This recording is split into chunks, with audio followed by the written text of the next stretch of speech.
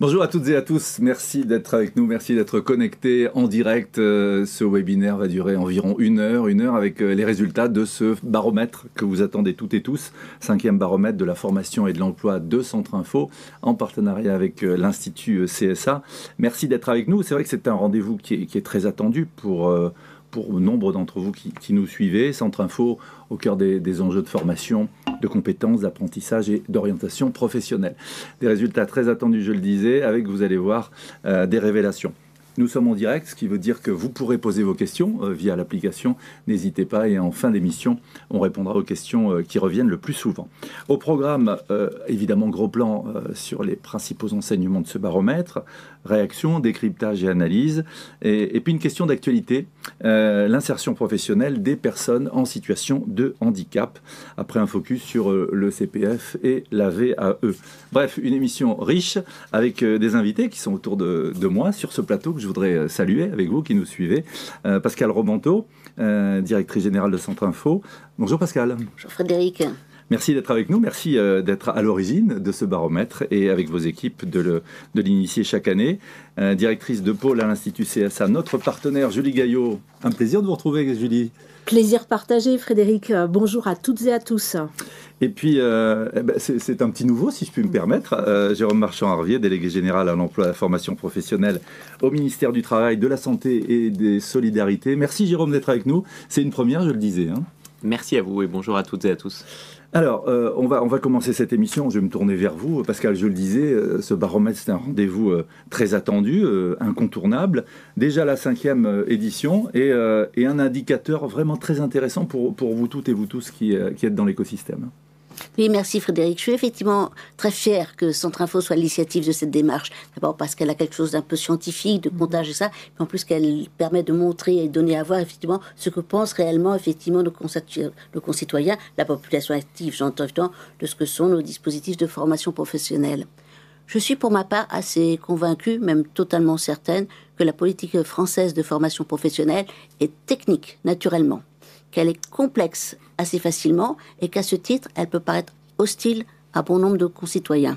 Et donc je pense que pour ceux qui ont à la définir, je me permets de me retourner vers mon voisin, effectivement, c'est important de savoir effectivement ce que les Français attendent, ce qu'ils espèrent, comment ils s'emparent ou pas des dispositifs de formation professionnelle, comment ils s'orientent, ce que sont leurs aspirations, etc., de reconversion, de maintien, de réorientation. Enfin, tout ça a besoin d'être effectivement étayé de façon concrète, scientifique. Et vous avez raison, Frédéric, on fait toujours un mix dans nos baromètres entre des questions qui sont barométriques et qui nous permettent d'avoir des petites tendances, déjà sur moyen terme. Et je pense que vous avez un peu déjà vendu la peau de l'ours.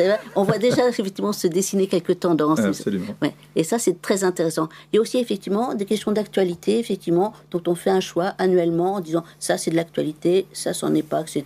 On va décider de se focaliser sur ceci ou cela. Cette année, un peu poussée par l'actualité des Jeux Olympiques et surtout des Jeux Paralympiques qui vont se dérouler tout à côté de Centre Info, quelque part à la fin du mois d'août, au début du mois de septembre, on a choisi effectivement de faire un focus sur les situations professionnelles des personnes en situation de handicap. Quelles sont effectivement leurs nécessités? Est-ce qu'on a déjà fait beaucoup pour eux? Est-ce qu'on en a fait assez? Je ne le pense pas. Et qu'est-ce qui reste encore à faire? Donc toutes ces dimensions sont vraiment importantes pour nous. C'est une démarche un peu inclusive. France Info, Centre Info, modestement, très modestement, va participer effectivement de cette célébration de ce que sont les athlètes et leur performance.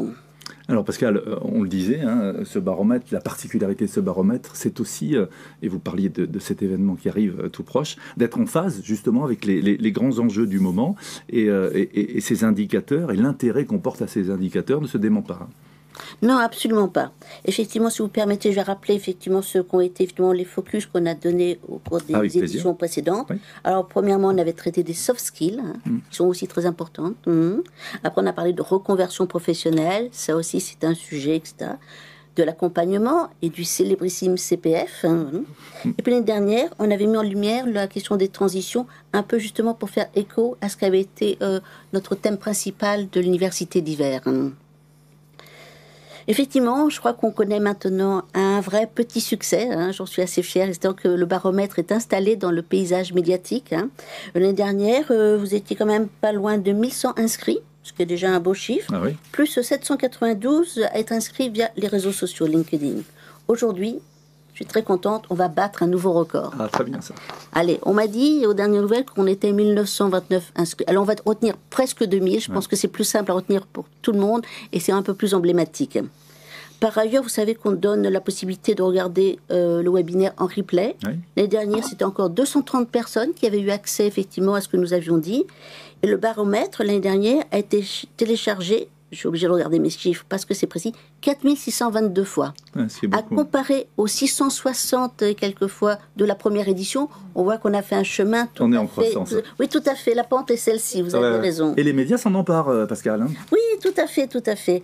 Pour la 4e édition, on a compté 5 entreprises, ce qui est déjà pas si mal, dans la presse en général, spécialisée, généraliste, la presse en ligne, et puis la presse papier, tout simplement. Là aussi, on a déjà eu quelques contacts avec des journalistes, et je suis à peu près certaine que les résultats de cette édition seront autant commentés, discutés. Par ailleurs, il y a des institutions qui sont naturellement intéressées à ce que l'on fait, qui sont les 2 assemblées, bien sûr, et bien sûr le Conseil...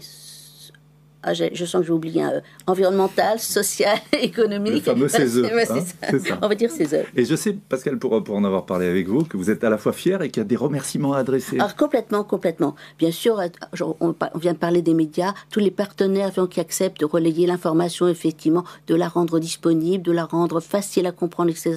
Je leur adresse un remerciement tout particulier. Et puis un petit remerciement à vous, Frédéric. Vous êtes fidèle depuis tout le début, effectivement. C'est réciproque, hein, et j'apprécie. Hein. Cette 5e édition, petit à petit. Un remerciement appuyé encore plus peut-être à notre partenaire, l'Institut CSA. C'est un vrai bonheur de travailler avec des professionnels comme vous. Hein. C'est facile, c'est un vrai bonheur. Mes remerciements aussi à mon voisin, monsieur le délégué général à l'emploi et à la formation professionnelle, Jérôme, si vous permettez, etc., qui nous a fait le plaisir et l'honneur de répondre à notre invitation et qui est là pour mettre un peu en lumière ce que sont les réponses des dispositifs nationaux, effectivement, aux interrogations et aux aspirations de nos concitoyens. Je pense que c'est bien qu'on puisse entendre de votre voix, effectivement, ce que sont les perspectives et comment vous expliquer, effectivement, les tendances qu'on peut mesurer. Voilà, ces tendances. On va en parler avec les principaux enseignements de ce baromètre avec nos invités. Je me tourne vers vous, Julie, directrice de pôle à l'Institut CSA qui nous accompagnait. Un baromètre, on le disait avec Pascal à l'instant, qui est toujours très attendu. Hein. Oui, effectivement. Et d'ailleurs, un grand merci à Centre Info pour sa confiance renouvelée pour la conduite de ce beau baromètre, hein, qui est toujours un très beau dispositif pour l'Institut CSA, qui est très fier de pouvoir le conduire chaque année depuis maintenant 4 ans. Alors, quelques mots, si vous me permettez, peut-être sur la méthodologie de l'enquête, hein, puisque ce sont toujours justement ces fameux aspects scientifiques, Pascal, dont vous parliez, qui sont très importants. Bien sûr. Pour réaliser ce baromètre, nous avons interrogé un échantillon représentatif de 1618 actifs âgés de 18 ans et plus. Un échantillon représentatif, c'est quoi? C'est-à-dire qu'avec ces 1618 actifs, on a reproduit sur un certain nombre de critères l'ensemble de la population des actifs.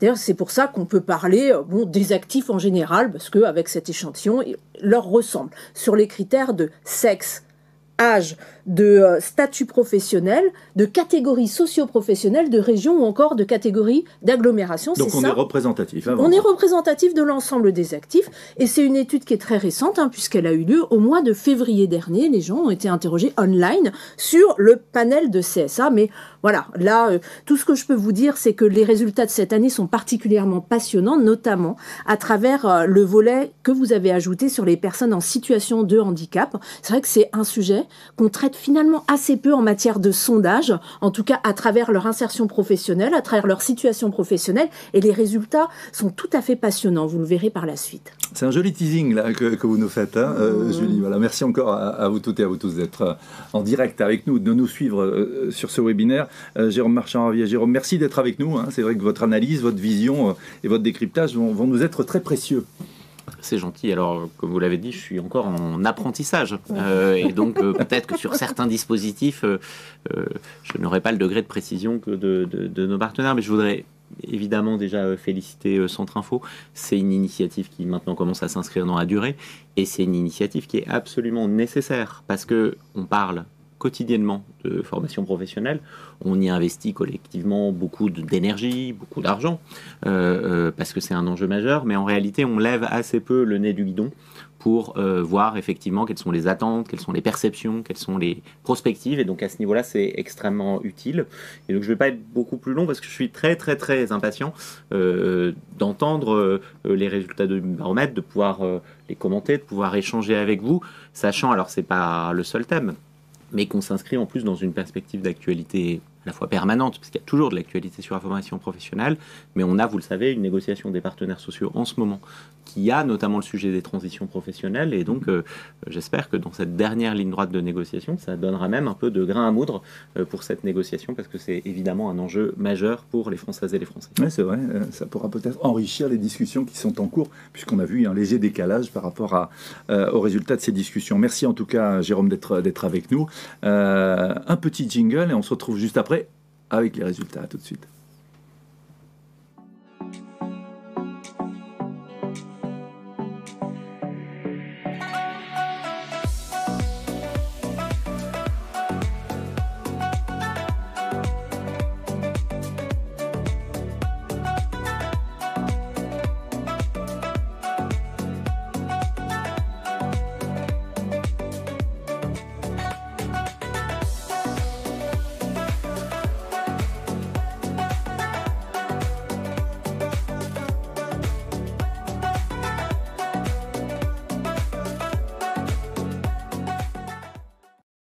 Cinquième baromètre de la formation et de l'emploi de Centre Info en partenariat avec l'Institut CSA. Merci d'être avec nous. Avec les résultats, on est dans un monde du travail en mutation. Vous le savez, je le vois en accompagnant nombre d'entreprises. On parle beaucoup de transformation.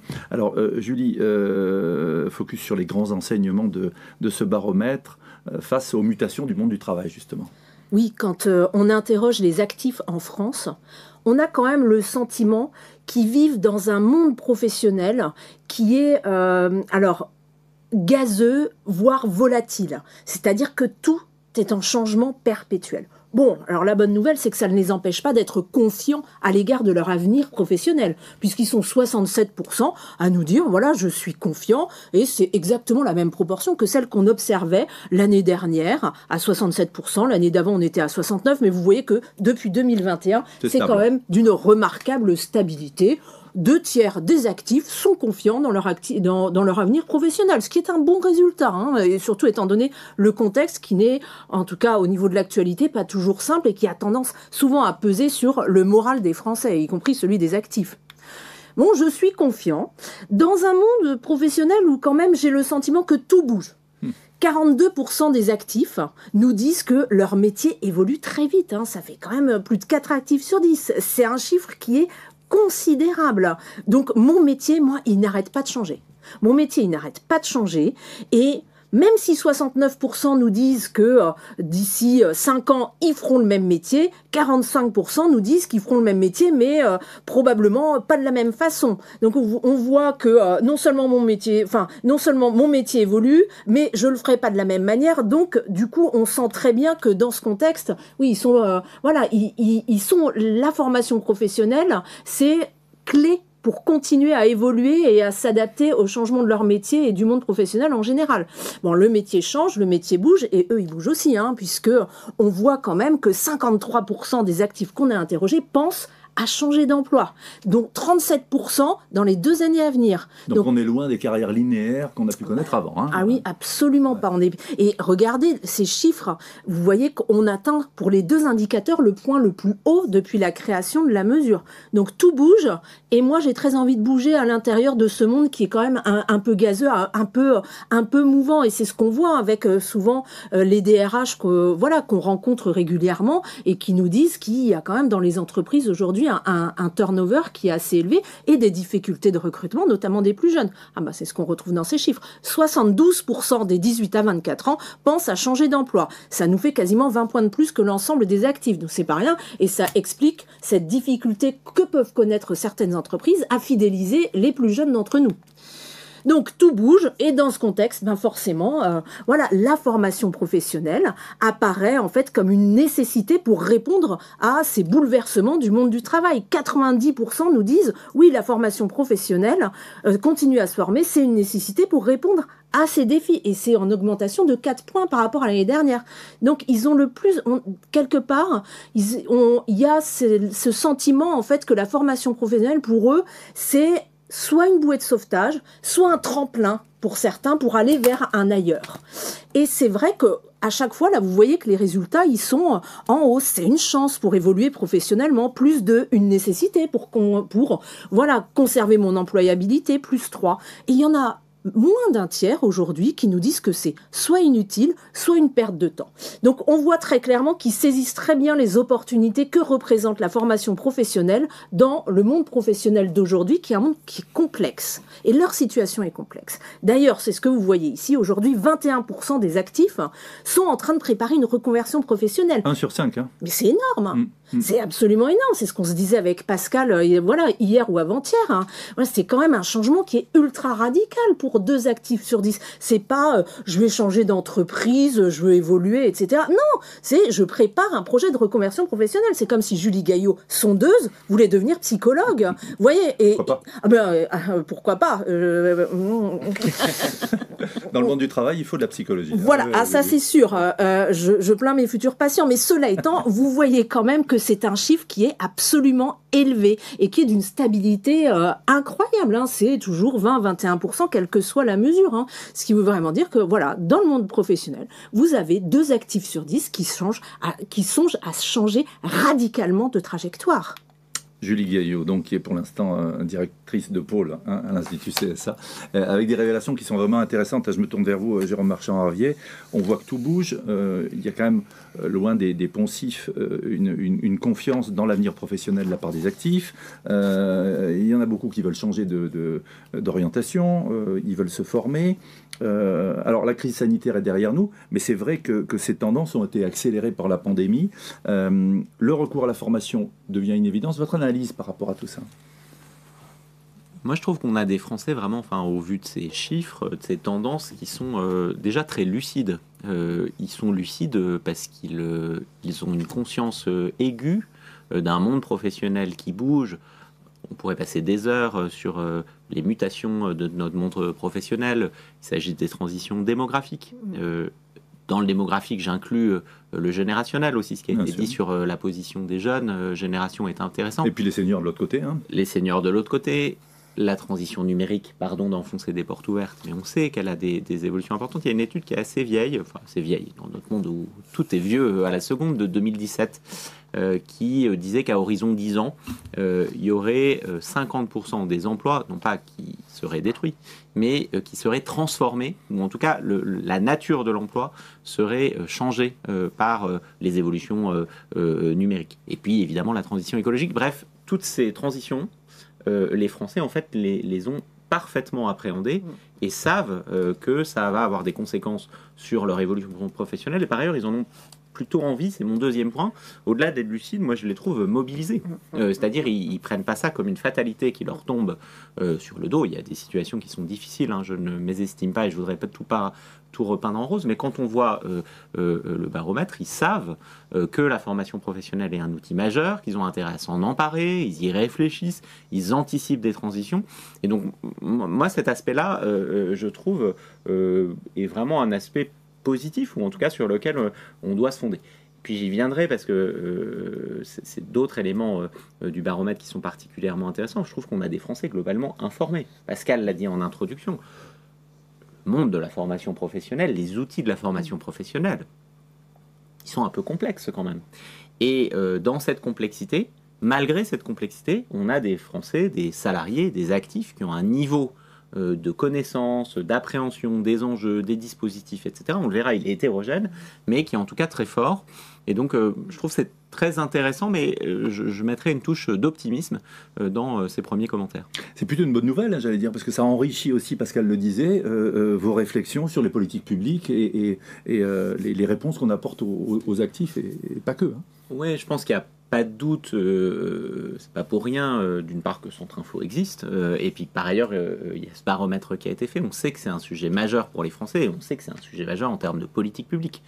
Quand je dis politique publique, je parle pas que de l'État, je parle de l'ensemble des acteurs de la formation professionnelle, les partenaires sociaux, évidemment, les collectivités territoriales. Bref, on sait qu'on y met collectivement les entreprises, qu'on y met collectivement beaucoup d'argent, que derrière il y a beaucoup de dispositifs, mais on le fait parce que à la fois c'est nécessaire et parce que les Français s'en emparent. On aura l'occasion d'en parler. Évidemment, je pense au compte personnel de formation, mais pas seulement. Et donc, oui, ce sont des éléments très intéressants et qui, sur l'orientation générale, je ne parle pas après sur tel et tel dispositif, etc., mais je trouve nous incitent collectivement à aller de l'avant et à continuer à investir dans ces enjeux. Être optimiste, hein, et on voit que ces tendances, et ce que nous présentait Julie à l'instant, ça ouvre des horizons avec cette lucidité à laquelle vous faisiez référence. Et puis, deuxième enseignement intéressant de ce baromètre, c'est que les actifs se considèrent comme des acteurs de leur parcours de formation. En gros, je vais me prendre en main et j'ai toute une palette de dispositifs ou de solutions qui s'offrent à moi. Julie? Effectivement, d'après notre baromètre, 77% des actifs interrogés pensent que c'est à chacun d'être responsable de son parcours de formation professionnelle continue versus 23% qui nous disent que c'est au pouvoir public ou aux branches professionnelles ou aux entreprises. Donc là, les résultats sont sans appel. Ça fait les 3/4 des actifs qui ont bien intégré le fait qu'ils étaient acteurs de leur parcours et que la responsabilité leur appartenait. 77%. Ce qui est intéressant aussi, c'est de voir peut-être d'un peu plus près ces 23% qui pensent que c'est plutôt au pouvoir public, aux branches professionnelles ou aux entreprises d'être responsables des parcours de formation continue de leurs actifs. Et ce qu'on voit, c'est une opinion qui va être aussi beaucoup plus partagée, par exemple, par les chômeurs ou par les catégories populaires, qui sont justement des deux catégories de population, et quand je dis catégorie populaire, c'est ouvriers, c'est employés, qui ont justement peut-être le plus besoin de continuer à se former pour maintenir leur employabilité. Et c'est une constante qu'on voit tout au long du baromètre, c'est-à-dire ceux qui ont le plus besoin de la formation professionnelle continue sont ceux qui en maîtrisent peut-être un peu moins les clés. Donc, c'est un enseignement important. Ensuite, on a bien compris qu'ils étaient acteurs, c'est quelque chose qu'ils ont maintenant très bien intégré.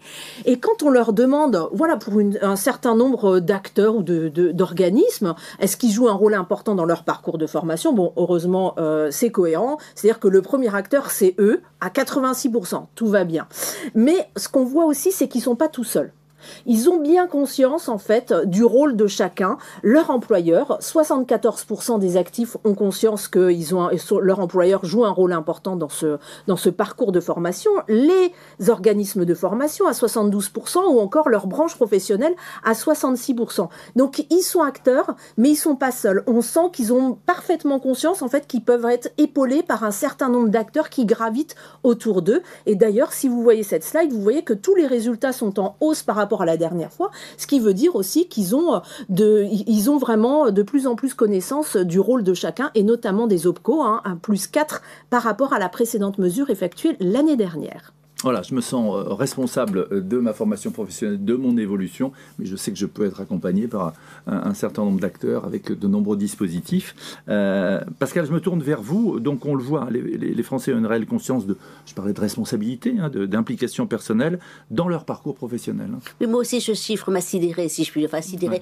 Ouais. À la première édition du baromètre, on avait cru sentir effectivement qu'il y avait quelque chose comme ça. Est-ce que la loi de 2018 qui emportait responsabilité, autonomie, etc., est-ce qu'elle avait vraiment atteint sa cible? On peut dire effectivement que 5 ans plus tard, effectivement, c'est bien le cas. C'est bien le cas, effectivement. Et effectivement, le premier des acteurs sur la formation, c'est eux-mêmes.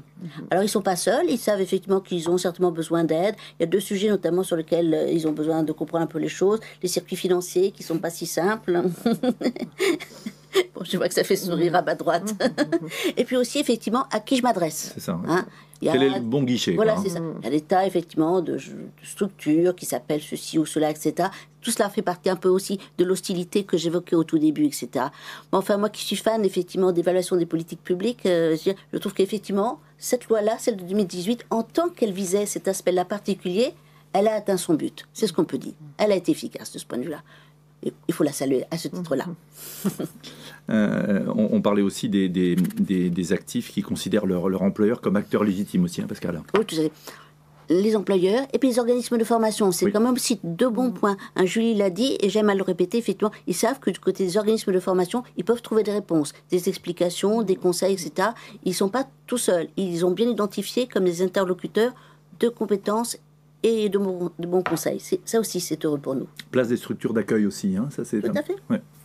Merci Pascal. Autre grand enseignement avec vous, Julie, la question de l'information sur la formation professionnelle. En gros, il faut que je sois informé, que je sache un petit peu où aller.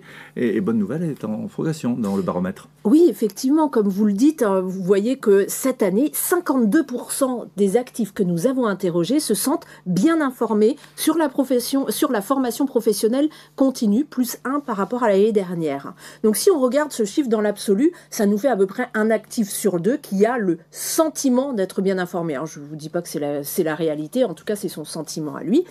52%, 1 sur 2, bon ça demeure quand même un chiffre qui est quand même assez mitigé, hein, mais comme le rappelait Pascal, c'est un monde qui est relativement complexe, hein, donc on peut comprendre voilà, on peut comprendre que c'est pas facile non plus pour eux, mais l'excellente nouvelle, c'est que la première fois qu'on a posé la question, en fait, il me semble que c'était en 2020, et on était à 43% d'actifs interrogés qui se sentaient bien informés. Donc vous voyez que la tendance s'est renversée, puisqu'on a gagné 9 points en l'espace de 4-5 ans. Donc on voit qu'on est vraiment sur une très bonne dynamique. Toute la communication qui a pu être faite, la pédagogie aussi. L'information, on voit que ça porte ses fruits et que clairement aujourd'hui, pour une des premières fois, voilà, on a plus d'une majorité des actifs qui se sentent bien informés. Et si on regarde un peu dans le détail, qui se sent bien informé? Les jeunes. Nos 18-24, 71% se sentent bien informés par rapport à la formation professionnelle continue. Bon, ça a certainement quelque chose à voir aussi avec le fait qu'ils sortent des études, etc., d'un parcours de formation. Et puis les cadres également à 61%. En revanche, regardez sur cette slide qui se sent moins bien informé, les seniors entre guillemets, en tout cas les seniors du monde de l'entreprise, hein, ceux qui sont âgés entre 40 à 64 ans, 55% se sentent mal informés et les chômeurs, 63% se sentent mal informés. Et c'est une des clés aussi de lecture de ce baromètre, comme je vous le disais. Plus vous avez besoin en quelque sorte de la formation professionnelle continue, moins vous vous sentez informé. Donc voilà, c'est certainement aussi un des défis majeurs. Quand on regarde la notoriété, c'est-à-dire est-ce que je connais ou non, ou est-ce que je me sens bien informé ou non de chacun des sujets, eh bien vous voyez qu'on retrouve quand même ce chiffre qui est assez mitigé d'un actif sur 2. On a, à part le compte personnel de formation et ses modalités d'utilisation, qui, 53% se sentent bien informés, une majorité, plus 2 par rapport à l'année dernière. Mes droits en matière de formation, 52% se sentent bien informés, plus 1. Bon, alors, on est content, c'est la majorité, mais vous voyez que ça nous fait malgré tout à peine un actif sur 2 qui se sent bien informé sur ces deux dispositifs. Et pour le reste, quand il s'agit des lieux d'information ou d'orientation où je pourrais me rendre, vous avez 55% qui se sentent mal informés, ou encore les modalités de financement des formations, on en a 54% qui se sentent mal informés, comme vous le disiez tout à l'heure. Donc il y a quand même aujourd'hui, si j'ose dire, une marge de progression possible sur les différents dispositifs qui s'offrent à moi en matière de formation professionnelle continue. Peut-être travailler sur une lisibilité peut-être plus claire. Oui, il y a la visibilité et il y a la lisibilité. C'est-à-dire que parfois, peut-être, ils ont le sentiment que c'est un peu un maquis et qu'ils ont beaucoup de mal à s'y retrouver. Et comment ils s'informent? Ça passe avant tout, bien entendu, comme à peu près partout maintenant, par le canal digital, via les moteurs de recherche comme Google, essentiellement à 38%, plus 4 par rapport à l'année dernière, et ça concerne un jeune sur 2. Un jeune sur 2 s'informe via Google essentiellement, via leur employeur à 29% ou des sites internet spécialisés. Donc vous voyez que ça passe beaucoup par le numérique ou la proximité professionnelle, c'est-à-dire mon employeur. On est en direct. Merci de nous suivre pour ce 5e baromètre de la formation et de l'emploi de Centre Info avec l'Institut CSA. Et comme nous sommes en direct et que c'est un webinaire et une émission interactive, n'hésitez pas à poser vos questions. On y répondra en fin d'émission. Je voudrais votre réaction, Pascal, par rapport à ce que précisait Julie à l'instant. On regarde le verre à moitié plein. Réel progrès au niveau de l'information dont disposent les actifs. Bien sûr que c'est une bonne nouvelle, c'est même une excellente nouvelle, je dirais. Et c'est pas moi, directrice générale de Centre Info, qui suis justement un centre d'information sur l'information, qui vais dire le contraire. Et bon, ben, le seul bémol, il est quand même pour moi très très important, ça m'a un peu fendu le cœur, effectivement, de voir que 63% des chômeurs, eux, effectivement, se sentent mal informés. C'est un peu le monde à l'envers, si vous me permettez l'expression, etc. Alors qu'on sait que les structures d'information, d'orientation, elles sont nombreuses, elles sont accessibles, elles sont faciles à trouver, y compris par Internet. Eh ben, eux n'y accèdent absolument pas. Bon, enfin... Tant pis. J'ai essayé de glisser là, discrètement dans le sondage une petite question sur la notoriété de Centre Info. Bon, j'ai été franchement déçue. Mais pas forcément étonnée non plus, quoi. Personne ne nous connaît. Et c'est dommage, tant on a à donner, évidemment, tant on a à proposer, etc., tant on a à faire partager au niveau des compétences sur Centre Info, quoi. Il y a vraiment plein de choses qui sont offertes, gratuites, payantes, on pourrait y revenir, etc., mais à destination, bien sûr, premièrement des professionnels, de la formation professionnelle. On a tout plein de dispositifs, plein d'éclairages, etc., plein de données gratuites, et sur comment ça fonctionne, comment ça marche en France, à l'étranger, Erasmus, c'est quoi. Enfin, vraiment, il y a plein de ressources, et tout ça, on ne connaît pas. Tant pis, on fera mieux la prochaine fois. À la prochaine édition, je suis sûre qu'on verra une marge de progrès. Et puis on a besoin de vous aussi, hein, qui êtes, vous le disiez Pascal tout à l'heure, des relais très importants, des relais essentiels par rapport à ce que proposent toutes les équipes de Centre Info tout au long de l'année, hein, que ce soit sur les réseaux sociaux ou dans les différentes études que vous proposez, qui permettent comme ça d'avoir un baromètre, un poste d'observation avancé. Donc n'hésitez pas vous aussi à relayer pour pallier cette problématique. Fin de cette première partie, à suivre deuxième partie de notre émission, juste après ça.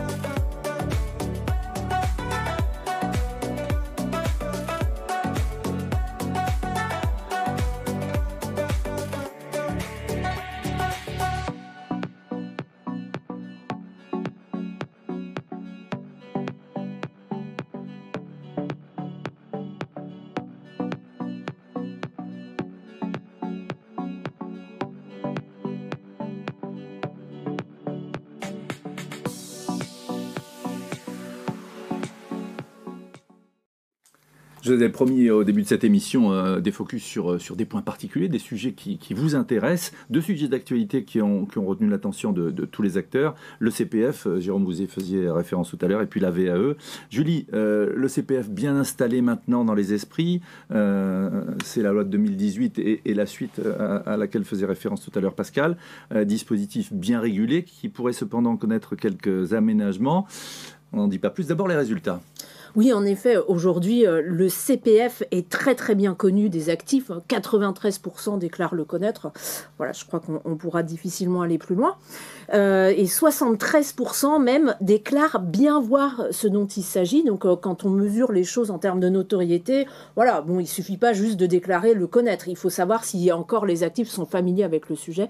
Et à 7 actifs sur 10 qui déclarent bien voir ce dont il s'agit, ça veut vraiment dire qu'on est sur un niveau de connaissance qui semble très solide.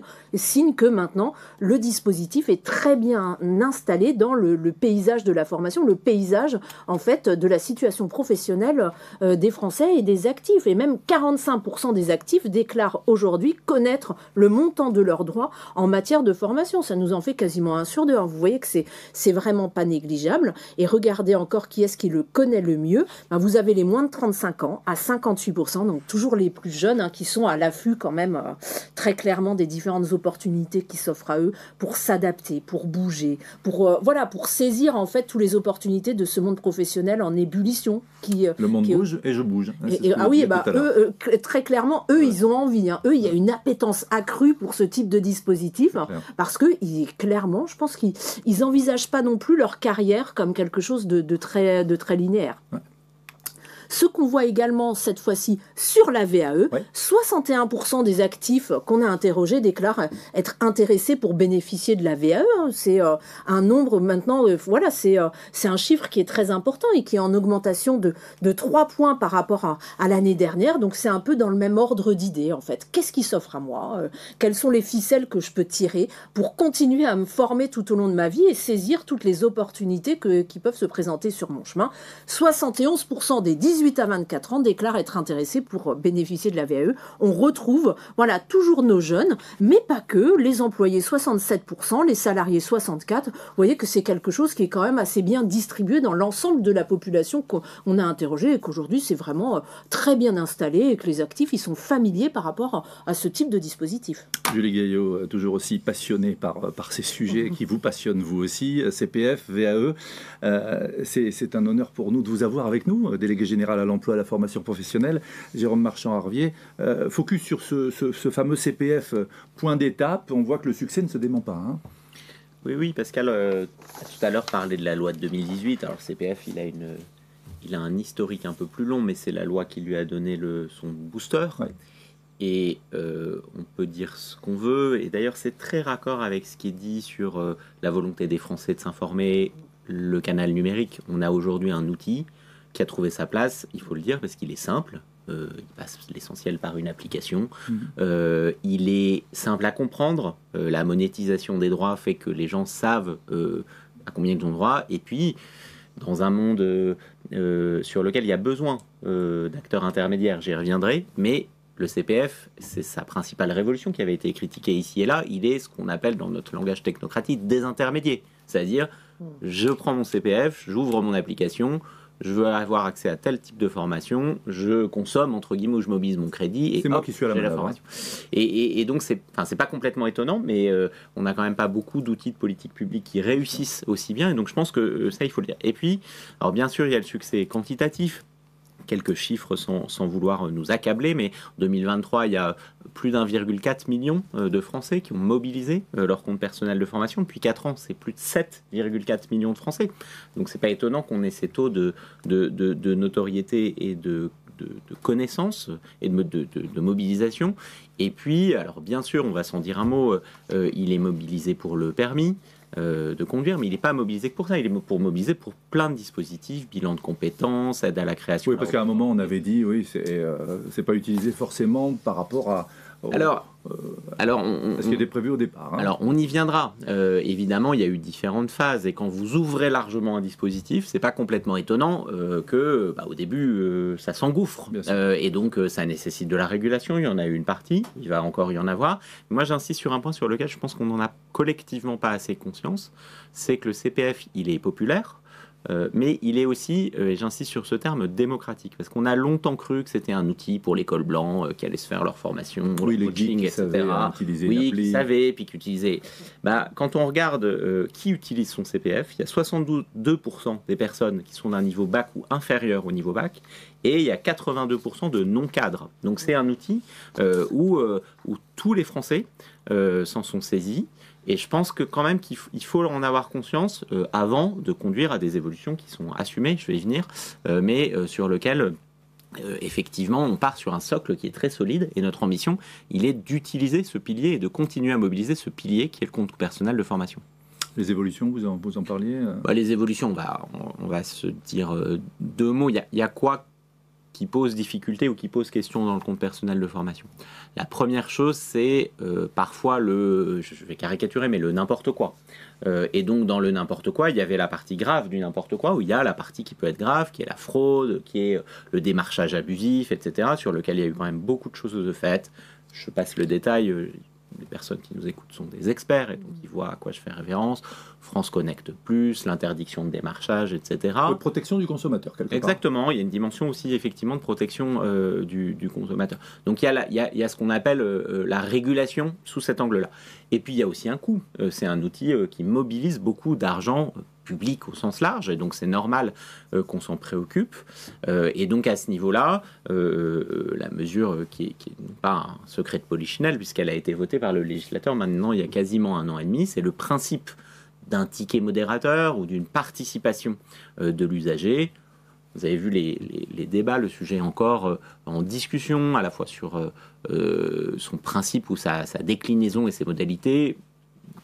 Ici et là, le chiffre de 100 € apparaître.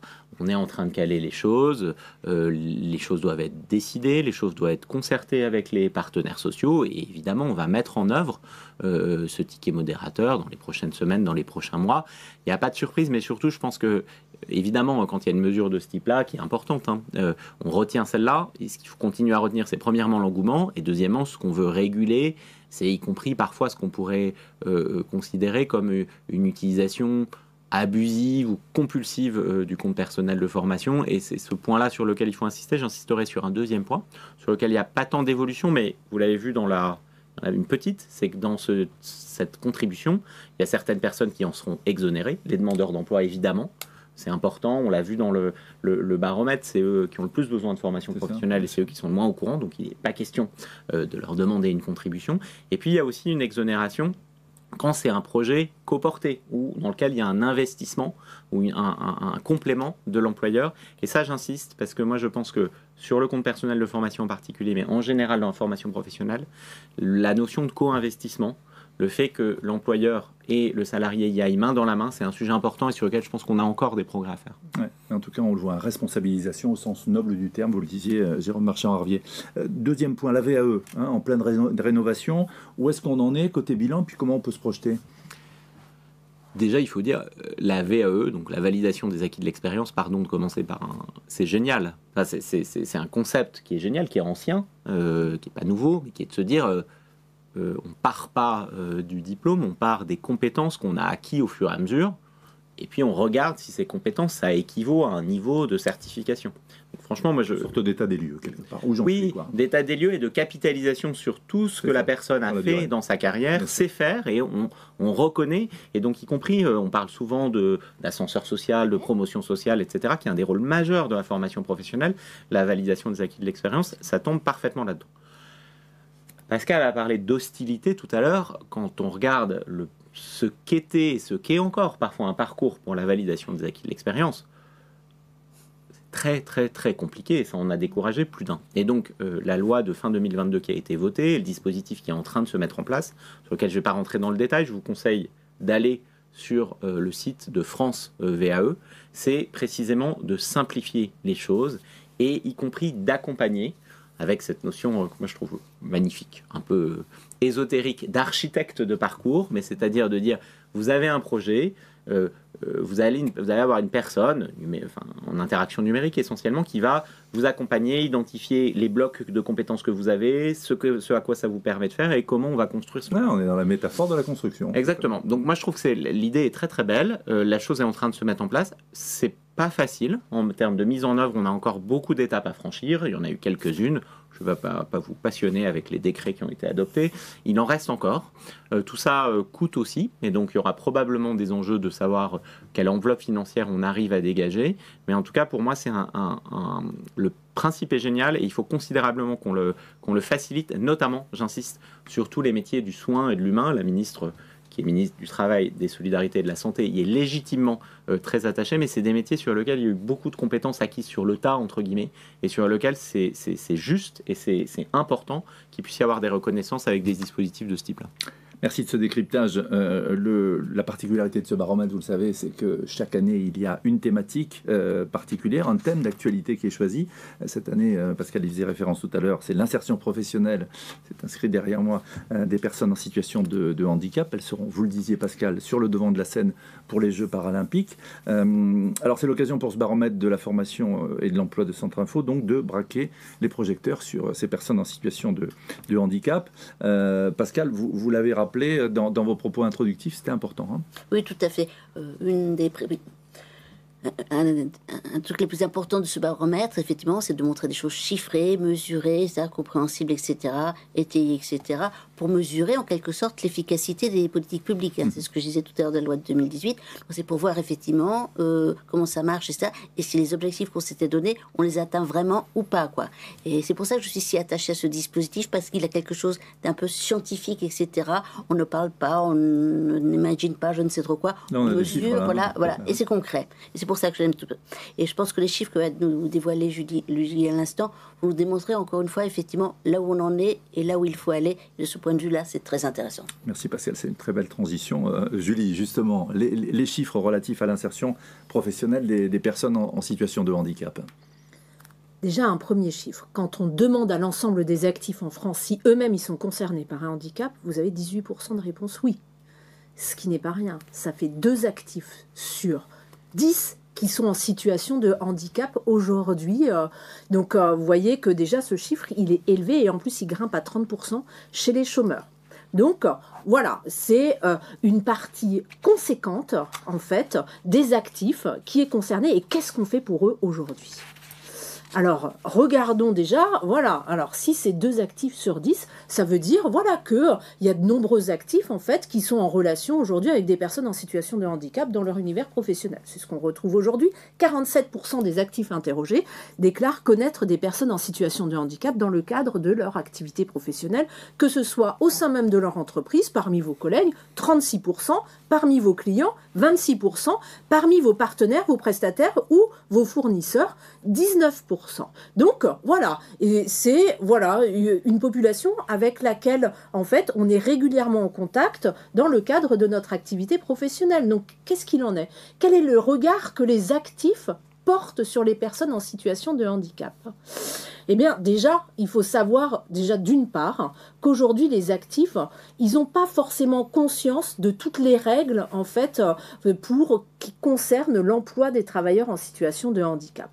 Alors oui, effectivement, 68% d'entre eux déclarent connaître la règle des 6%, effectivement.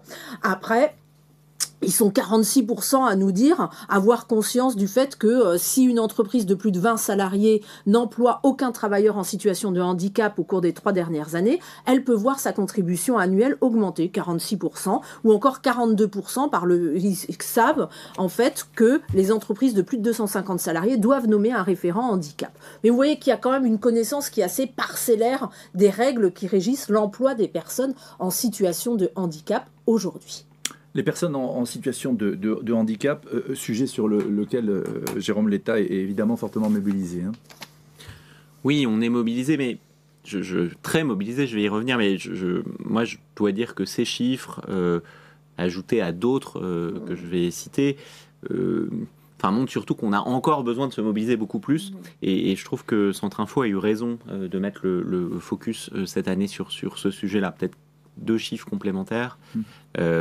On a 12% de taux de chômage chez les travailleurs handicapés. Alors certes, on est passé de 15% à 12%, mais quand on connaît le taux de chômage dans la population française en général, on voit bien qu'il y a une inégalité ou qu'il y a une difficulté supplémentaire considérable pour les travailleurs handicapés. Et deuxième élément, j'étais ce matin dans un opérateur de compétences, dans une table ronde, on parlait de l'apprentissage comme un levier pour l'inclusion en général. Et c'est vrai, c'est pas l'objet du jour, l'apprentissage, mais c'est un levier formidable, notamment pour l'inclusion. Donc, à l'occasion de ce colloque, j'ai regardé les chiffres du nombre de travailleurs handicapés en apprentissage, et enfin plutôt de la proportion dans les apprentis du nombre de travailleurs handicapés, il est de moins de 2%. Et donc, mon propos n'est pas pour critiquer tel ou tel, c'est pour nous appeler juste à une mobilisation collective sur le sujet. Alors, il y a plein de choses qui sont faites. Il y a des acteurs qui sont clés, je ne vais pas les citer, mais je pense notamment à la GFIP. Il y a énormément de dispositifs d'appui, d'aide financière, mais pas seulement. Et par ailleurs, il y a un engagement majeur de l'État. Il y a une conférence nationale du handicap cette année qui a lancé un certain nombre de chantiers.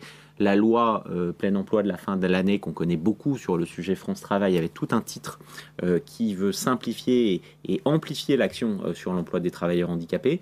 Mais, pardon d'être un tout petit peu, pas pessimiste, mais mobilisateur sur ce sujet, je pense qu'on a vraiment besoin collectivement de se retrousser les manches, y compris effectivement d'avoir une prise de conscience plus forte. Le baromètre montre Le sujet est connu, mais il est quand même mal connu. Et donc je pense qu'il faut que là, évidemment, État, entreprises, partenaires sociaux, acteurs du monde de la formation professionnelle et de l'emploi, on en fasse encore plus une cause nationale et pas simplement à quelques grands moments dans l'année. Merci beaucoup, Jérôme, pour cet éclairage. Julie, des chiffres sur l'intégration justement des personnes en situation de handicap, la connaissance des obstacles et puis aussi les conditions d'une intégration réussie. Oui, effectivement. Voyons maintenant en fait quel est le regard que les actifs dans leur ensemble portent sur les personnes en situation de handicap dans le monde professionnel. Alors, il y a déjà un premier constat, c'est que les actifs ils sont parfaitement au courant en fait, d'une part, que l'emploi, le monde professionnel, c'est un vecteur d'insertion pour les personnes en situation de handicap. 86% nous le disent ici. L'emploi permet aux personnes en situation de handicap de mieux s'intégrer dans la société. Donc ça, c'est un constat qui est parfaitement intégré. Mais ensuite, ils sont également très conscients aussi que le monde professionnel, c'est un parcours semé d'embûches pour les personnes en situation de handicap. 83% nous disent qu'il est difficile pour une personne en situation de handicap de trouver un emploi. Donc ils savent que c'est compliqué pour elles. 82% nous disent que les personnes en situation de handicap sont souvent victimes de discrimination à l'embauche en France. 82% également, et ça monte à 89% chez les personnes en situation de handicap elles-mêmes. Donc il y a une vraie prise de conscience. L'intégration via le monde du travail, c'est essentiel, c'est un parcours semé d'embûches, et il faut en parler davantage, puisque 86% nous disent que c'est un sujet dont on devrait parler davantage en France aujourd'hui, donc ils souhaitent aussi le mettre sur le devant de la scène, qu'on en parle plus. Donc le constat, il est partagé, il n'y a pas de problème là-dessus. Après, il y a encore de vrais sujets. En tout cas en termes de connaissances, comme vous le disiez précédemment. Seuls 21% des salariés des entreprises de plus de 250 salariés déclarent savoir qui est le référent handicap de leur entreprise. 21%. C'est pas beaucoup. Et ça grimpe, malheureusement, entre guillemets, difficilement à 45% chez les personnes en situation de handicap. Ce qui veut dire que chez les personnes en situation de handicap, vous n'en avez même pas 1 sur 2 qui connaissent leur référent handicap. C'est un problème. Ensuite, vous voyez, on ne connaît pas très bien, mais il y a une vraie prise de conscience. Et quand on leur demande et qu'on les touche de manière plus personnelle, ces actifs, et qu'on leur demande, alors vous, si vous étiez amené demain à travailler avec une personne en situation de handicap, vous êtes à l'aise ou pas à l'aise ? 84% à l'aise, formidable. Ça fait quand même 16% d'avis contraires. Ça n'est pas rien. Ça veut dire qu'il y a plus d'un actif sur 10 qui déclare aujourd'hui ne pas être à l'aise pour travailler avec une personne en situation de handicap. Ça pose question. Ensuite, l'autre fait qui pose question, 60% déclarent être bien préparés pour travailler avec une personne en situation de handicap. 40% d'avis contraires. C'est pas rien non plus. C'est-à-dire que ça veut dire que dans le monde professionnel ou dans le monde de l'entreprise, on ne m'explique pas comment accueillir en fait une personne en situation de handicap sur mon lieu de travail pour plus de 4 actifs sur 10. Et là, on continue à creuser un peu la perception des actifs à travers ces questions qui, je le rappelle, sont passionnantes. 48% des actifs qui travaillent dans une entreprise avec d'au moins un salarié, 48% nous disent que l'embauche de personnes en situation de handicap est quelque chose de facile là où ils travaillent, dans leur entreprise. 48%. 36% d'avis contraires, 16% qui ne prononcent pas. Donc c'est formidable, il faut absolument lever les obstacles, etc. On fait le constat que l'insertion professionnelle, c'est hyper important, mais par contre, quand on vient demander aux actifs si c'est facile ou difficile de travailler avec une personne en situation de handicap, vous en avez à peine 1 sur 2 qui dit que c'est facile. Il y a des freins. Ce qui veut dire qu'il y a quand même beaucoup de pédagogie, d'information, de communication qui sont à faire aujourd'hui au sein du monde professionnel et au sein du monde de l'entreprise pour expliquer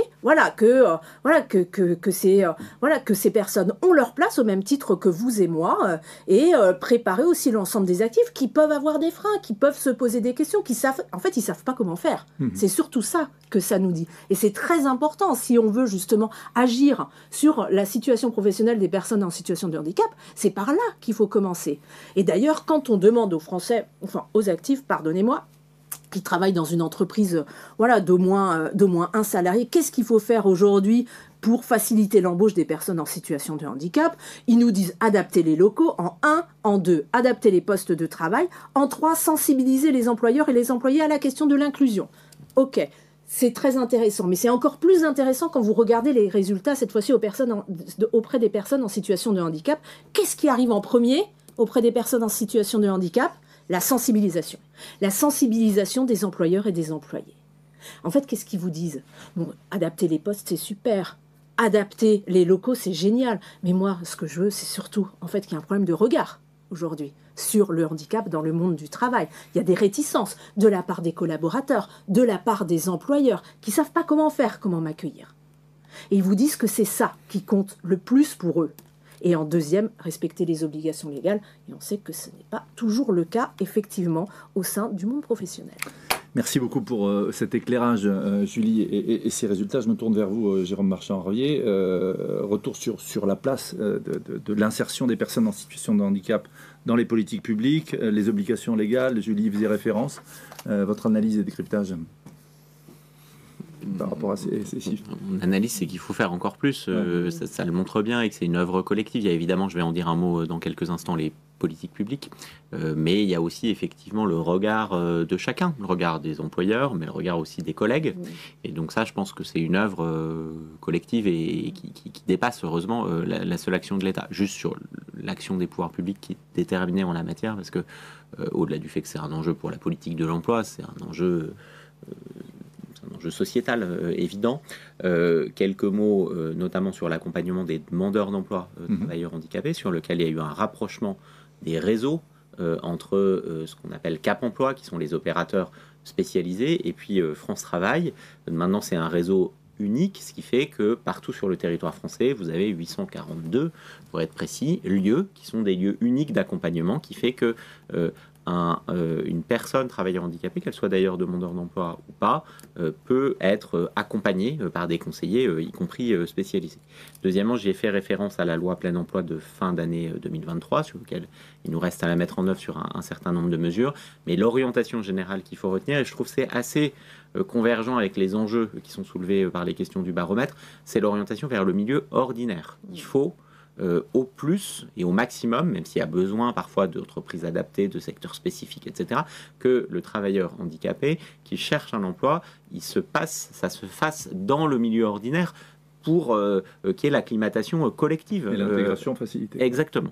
Et là-dessus, on a un certain nombre d'outils. Je ne vais pas en citer de nombreux, mais je voudrais en citer un qui n'est pas spécifique d'ailleurs aux travailleurs handicapés, mais qui me semble particulièrement adapté, y compris pour changer le regard ou montrer qu'on peut y arriver. C'est ce qu'on appelle l'immersion professionnelle, qui est un dispositif qui a 10 ans. Alors, je rassure, pour rester dans la ligne hostilité, entre guillemets, de Pascal, qu'en vrai, ça s'appelle période de mise en situation professionnelle, PMSMP pour le doux nom, mais ces immersions professionnelles, l'idée, c'est de dire quelques jours, quelques semaines, pas plus, pour un demandeur d'emploi, mais notamment un demandeur d'emploi travailleur handicapé. On va dans une entreprise et à la fois, on découvre entre guillemets cette entreprise, le métier, et puis l'entreprise nous découvre. Exactement. Et montre que voilà, le lien peut se faire, que c'est pas si difficile, que ça demande probablement des adaptations, mais que ça demande aussi une évolution positive de comportement et que ça nous appartient tous de faire ce mouvement-là. Par rapport aux employeurs, justement, puisque c'est eux qui accueillent dans les entreprises. Les employeurs, il y a les règles, qu'il faut d'ailleurs faire mieux connaître. On le montre bien, l'obligation d'emploi, le taux, la contribution, les actions d'adaptation, etc. Mais j'insiste, il y a aussi le comportement au sens positif du terme. Vous savez qu'il y a un club, entre guillemets, d'entreprises, que l'État soutient d'ailleurs puissamment, qui s'appelle Les entreprises s'engagent, qui est l'idée que sur tout le territoire, il y a des entreprises qui prennent un certain nombre d'engagements. C'est sur un certain nombre sur l'ensemble des sujets d'insertion, mais notamment sur le champ de l'emploi de personnes handicapées. Et c'est souvent par la valeur, par l'exemple, par la référence, y compris pour qu'un chef d'entreprise dise aux autres, c'est pas si difficile, voilà comment j'ai réussi. Donc moi je pense qu'il y a aussi beaucoup à faire en la matière. Merci beaucoup. On va passer maintenant aux questions que vous posez, les interrogations que vous avez, puis les questions que vous avez envie de poser à nos experts. Ces questions qui arrivent sur la tablette qui est juste à côté de moi. Alors, elles vont arriver d'ici quelques secondes, je pense. Voilà. En régie, on s'active évidemment pour que je puisse avoir ces questions dans le chat. N'hésitez pas à poser vos questions par rapport à à tous ces sujets qu'on a évoqués, que ce soit la VAE, que ce soit le CPF, que ce soit aussi l'insertion des personnes en situation de handicap dans l'entreprise. Peut-être, Pascal, avant de passer aux questions et qu'elles arrivent, réaction par rapport aux chiffres qui ont été donnés sur les personnes en situation de handicap et... Oh, peu de réaction, il me désole, mais il ne m'étonne pas. Effectivement, on sent bien, effectivement. Et puis, j'imagine que quand on pose la question, est-ce que vous êtes prêt à accueillir une personne handicapée, il voit toujours la personne au fauteuil roulant. Mais la réalité du handicap en France, c'est pas ça. Enfin, c'est pas que ça, si je puis dire. Et le premier des handicaps, c'est le handicap psychique. Donc ça, c'est autre chose, effectivement, que d'accueillir une personne avec un handicap psychique. C'est pas un aménagement de poste ou Dieu sait quoi, c'est autre chose. Effectivement, c'est un accompagnement global de la structure. Et ça, je pense que c'est mal adressé par notre questionnaire. Il faudrait faire quelque chose de plus subtil la prochaine fois. Oui, vous avez raison, Pascal, parce que les situations de handicap, elles sont extrêmement diverses et variées, avec des handicaps qui sont plus ou moins lourds, qui vont d'une maladie mentale à voilà, une surdité ou voilà, le fait d'être aveugle. Et je pense effectivement que voilà, l'un des objets, c'est aussi que les Français aient connaissance au fait de la diversité des situations et de la complexité des situations des personnes en situation de handicap. Il faut aussi commencer par là et à déconstruire certains stéréotypes, je pense. Alors, j'ai une question pour vous, Julie. Avez-vous des chiffres plus affinés prenant en compte des catégories socio-professionnelles? Il y a peut-être des nuances entre les catégories ouvriers, employés et cadres. Effectivement, hein, c'est très bonne question. C'est ce qu'on voit tout au long du baromètre. C'est que qui s'en parle le plus de la formation professionnelle? Les cadres, qui sont ceux qui en ont le moins besoin. Voilà.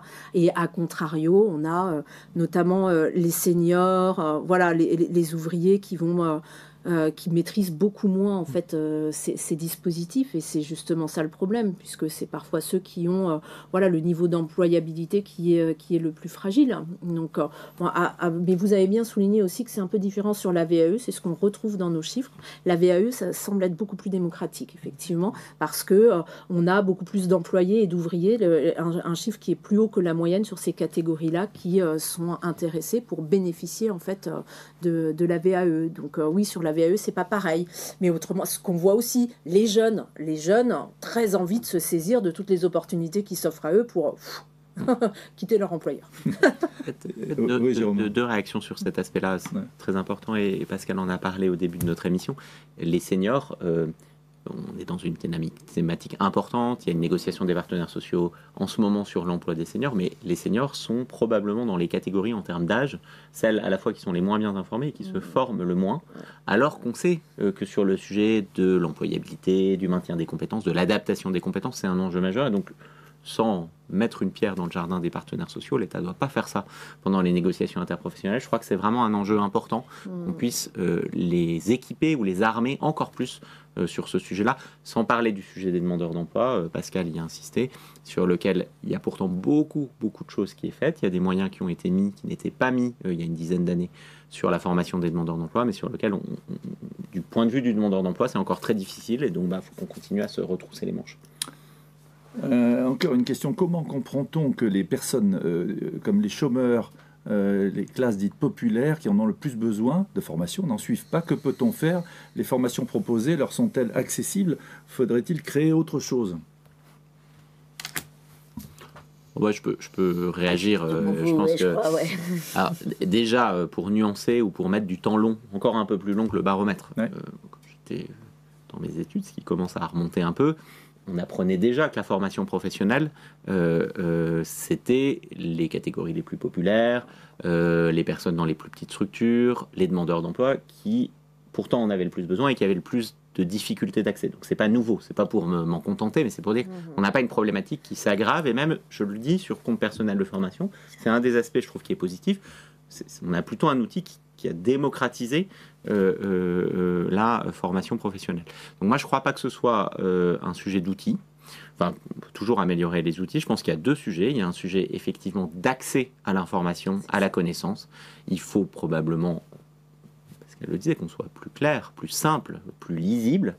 Et puis on a un deuxième sujet, même si le sujet des moyens, surtout en ce moment c'est compliqué, mais il y a un sujet de continuer à renforcer les moyens pour ces personnes. Et j'insiste par exemple sur les demandeurs d'emploi, qui est une compétence partagée avec les régions sur la formation des demandeurs d'emploi. L'État a fait le choix, depuis plusieurs années, avec ce qu'on appelle le plan d'investissement dans les compétences, de mettre beaucoup de moyens sur la formation des demandeurs d'emploi, parce que c'est évident qu'il y en a besoin. Donc je pense qu'il faut continuer, il n'y a pas de débat. Par rapport à ces sujets-là, justement, de la lisibilité, là où ça va être au sens propre, on parle beaucoup des problématiques, là, dans le chat, dit l'électronisme. Et de personnes qui, justement, n'ont pas accès. Julie, peut-être, réaction ? Oui, bon, c'est un vrai sujet. Hein, et on voit qu'il y a un pourcentage qui est aujourd'hui assez élevé d'électronistes dans la population française. Il doit être aux alentours de 20%. C'est quoi un électroniste ? C'est quelqu'un qui n'est pas à l'aise avec les outils du numérique. Et c'est vrai que intuitivement, on se dit ça va être les seniors, les personnes âgées, et c'est pas forcément le cas.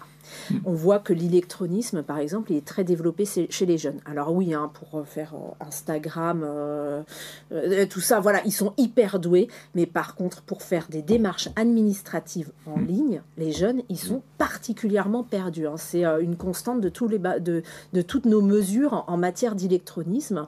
Et que là, il y a quelque chose à faire, parce que c'est pas parce qu'on est à l'aise avec Instagram, etc., qu'on va réussir à digitaliser, en fait, toutes les démarches numériques.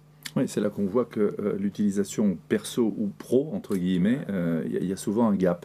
On est toujours en direct avec vous, hein, beaucoup de questions, à la fois pour le délégué général à l'emploi et la formation professionnelle, pour la directrice générale de Centre Info, et pour Julie Gaillot, qui est la directrice de pôle de l'Institut CSA. Question relative au CPF. Que sait-on des formations suivies en CPF ? Au départ, on était surtout, nous dit notre internaute, axé sur l'anglais, la bureautique, le permis. Ce sont des matières très segmentées qui n'aident pas à développer des compétences pour favoriser l'employabilité tout au long de la vie professionnelle. Quelques données pour à la fois aller dans le sens de la question et en même temps nuancer un peu. Et je rappelle, c'est des données sur environ 1,4 million de formations en 2023 CPF. Et c'est un peu plus de 7 depuis le début. Vous exactement. Le disiez, donc sur cette donnée, 1,5 million, 1,5 million, il y a 317 000 formations qui sont pour le permis B. Donc c'est effectivement une formation très demandée. Mais si je peux me permettre, ce n'est que 300 sur 1,4 million. Il y a 87 000 bilans de compétences et il y a 75 000 actions de formation pour les créateurs et repreneurs d'entreprises. Mais si je vais sur le sujet des certifications RNCP, alors là je laisserai ensuite Pascal détailler tout ce que ça veut dire, mais on a par exemple 20 000 demandes, mobilisation du CPF pour le CAP esthétique, cosmétique, parfumerie, 14 400 pour le titre professionnel concepteur designer, et donc je pourrais continuer la liste pendant des heures. En réalité, il y a un accès qui est très diversifié. C'est pas complètement étonnant qu'il soit centré sur un certain nombre de problématiques. Je ne veux pas anticiper une question sur le permis de conduire, mais on pourrait. Mais c'est quand même très diversifié en réalité. On parlait tout à l'heure avec vous, Jérôme, de co-construction, de partage en fait. Il y a une question qui est relative. Comment encourager les entreprises à mettre en place des politiques d'abondement par rapport à tout ça. Un salarié, oui, ça c'est une autre partie de la question, peut suivre une formation plus ou moins longue. Est-ce que son employeur va du coup le libérer si la formation choisie correspond à un projet plus personnel que professionnel ? C'est à la fois c'est une bonne question parce que c'est un champ particulièrement complexe et puis deuxièmement c'est une bonne question parce que en tout cas c'est une de mes convictions, il faut favoriser le co-investissement. Ouais. Si on regarde... Parce que c'est de la co-responsabilité quelque part. Exactement, c'est de la co-responsabilité et puis c'est une logique, pardon d'être un peu cliché, mais gagnant-gagnant. Je pense que les deux vont y gagner. Bon, il y a des dispositifs qui sont à la main de l'entreprise, plan de développement des compétences, etc., sur lequel l'entreprise a besoin d'adaptation, de formation rapide qui vont être immédiatement utiles et sur lequel il les développe. Après, il y a des dispositifs beaucoup plus lourds, beaucoup plus importants. Je pense à tous les dispositifs de transition professionnelle.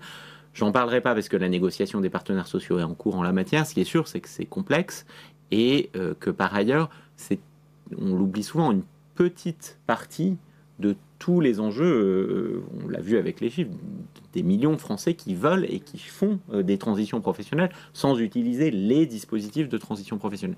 Et puis après, je l'ai dit, sur le compte personnel de formation, même si je ne veux pas me transformer en Yaka Faucon, ce n'est pas mon rôle, il y a des possibilités d'abondement. Ce n'est pas aujourd'hui le plus simple et pas aujourd'hui le plus utilisé, donc je pense qu'on a collectivement des efforts à faire en la matière. Il y a une question relative à Centre Info où on parle de l'accès à toutes les données que propose Centre Info tout au long de l'année. Est-ce qu'il y a, pour des raisons d'économie, des possibilités d'avoir un abonnement ou d'avoir des abonnements? Ce que nous demandent des internautes par rapport à ça. Et d'abord des données qui sont totalement gratuites, des services qui sont totalement gratuits. Il suffit d'aller sur notre site internet pour trouver des informations sur les politiques régionales, sur les politiques européennes, sur plein de dispositifs qu'on partage avec, je pense à Erasmus, etc. Et puis effectivement, si on va sur l'angle des formations, des accompagnements, du conseil, etc., là on va rentrer dans un mode plus payant. Mais il y en a, c'est-à-dire pour tous les goûts et pour toutes les bourses. Il y a vraiment des choses qui sont clés en main, dont on peut s'emparer comme ça. Et puis il y a des choses qui s'adressent un peu plus à des professionnels, à des entreprises, pourquoi pas, etc., qui là relèvent du domaine payant. Et c'est comme ça, si je puis dire.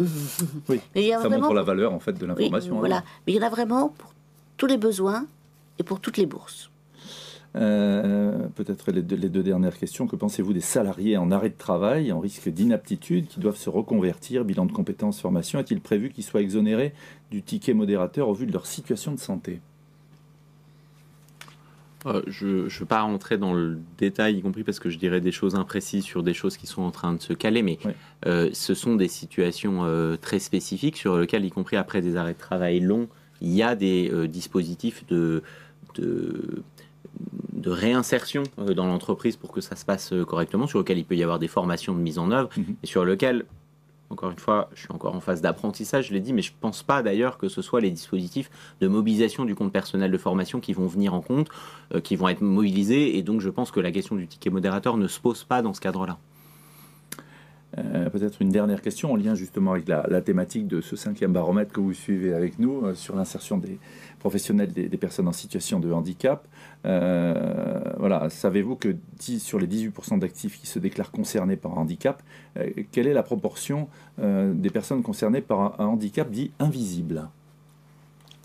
Là, vous me posez une colle. Je me fais que rapporter les propos. Mais, voilà, c'est une très bonne question, mais voilà, on n'a pas été aussi loin dans nos investigations, et encore faudrait-il que je comprenne exactement ce que cette personne entend par un handicap invisible. Est-ce que... voilà. Jérôme? Je n'ai pas le chiffre en mode question pour un champion, en revanche, mais ça a été dit. On a, quand on parle de handicap, et travailleurs handicapés en particulier, on a l'image, entre guillemets, du fauteuil roulant, qui sont des enjeux, mais je suis quasiment sûr, je ne peux plus les données exactes, mais que la majorité des personnes handicapées, des travailleurs handicapés, ce sont des handicaps invisibles, et parce qu'elle a fait référence à certains nombres, et donc ça change aussi nos sujets de perception. C'est la majorité, en tout cas. Les Outre-mer nous suivent aussi en direct, et merci. On a une question d'une internaute qui est en Guadeloupe et qui nous dit: nous rencontrons une difficulté majeure pour la prise en charge des formations certifiantes pour... beaucoup de questions arrivent pour les jeunes, mais aussi les adultes. France Travail dit ne pas avoir de budget depuis 3 mois. Voilà, les jeunes ne peuvent pas prétendre au CPF. Comment faire? Voilà. Bon, question qui mérite réflexion avec... Non, alors si c'est France Travail, bon, déjà je l'ai dit, France Travail a beaucoup de moyens, et à juste titre, pour la formation des demandeurs d'emploi. Après, peut-être que ça fait référence, je n'en suis pas certain, mais au fait qu'on est rentré, comme je l'ai dit, dans un nouveau cycle sur les plans régionaux d'investissement et de compétences, qui sont l'argent que met et l'État et les régions en partenariat sur la formation des demandeurs d'emploi. Et dans certaines régions, ces plans ont mis un peu de temps à se signer, et donc à déclencher la possibilité pour France Travail de mobiliser des financements sur la formation des demandeurs d'emploi. C'est peut-être la référence qui est faite. Si c'est le cas, je peux rassurer la personne qui pose la question, ça devrait dans les prochaines semaines se débloquer. Merci beaucoup. Jérôme, vous venez de rejoindre donc ce poste de délégué général de l'emploi à la formation professionnelle. Cette loi qui crée la liberté de construire et de choisir son avenir professionnel. Vous vous projetez comment sur les mois à venir? C'est moi qui vous pose la question par rapport à la passion que vous avez pour ces sujets et votre parcours. Bah, déjà, Pascal l'a dit, c'est une grande loi. Enfin, je pense qu'on peut le dire avec un peu de recul maintenant.